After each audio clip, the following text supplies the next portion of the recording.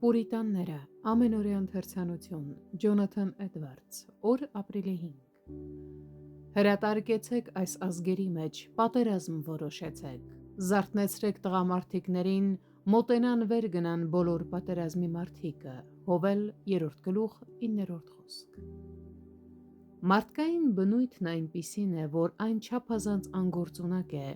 եթե չի շարժվում որևէ զգացումից, լինի սեր կամ ատելություն, ցանկություն, հույս կամ վախ, այս զգացմունքներն այն աղբյուրներն են, որոնք մարդկանց շարժման մեջ են դնում կյանքի բոլոր գործերում և ներգրավում նրանց իրենց զբաղմունքների մեջ: Դրանք են, որ առաջ են մղում մարդուն և ուղեկցում նրան իր բոլոր աշխարհիկ գործերում, և հատկապես դրանցով է մարդը ոգևորվում և կենդանանում այն գործերում, որոնց նա նվիրվում է եռանդով և ամբողջ ուժով: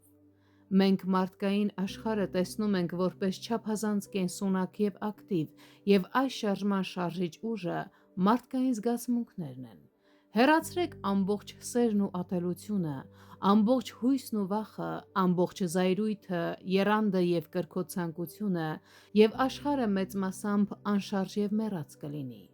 Մարդկանց մեջ չի մնա ոչ մի գործունեություն, ոչ մի անկեղծ ձգտում: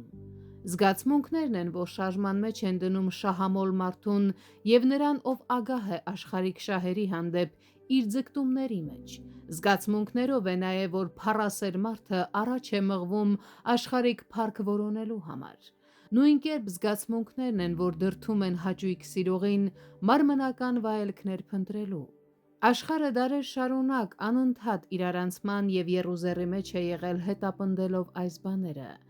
Բայց հեռացրեք բոլոր կապվածությունները, և այս ամբողջ շարժման աղբյուրը կանհետանա և շարժումն ինքը կդադարի: Ինչպես աշխարհիկ գործերում մարդկանց շարժման և գործունեության գլխավոր աղբյուրը աշխարհիկ զգացմունքներն են, այնպես էլ հոգևոր կյանքում մարդու գործերի հիմնական շարժիչը հավատքի զգացմունքներն են: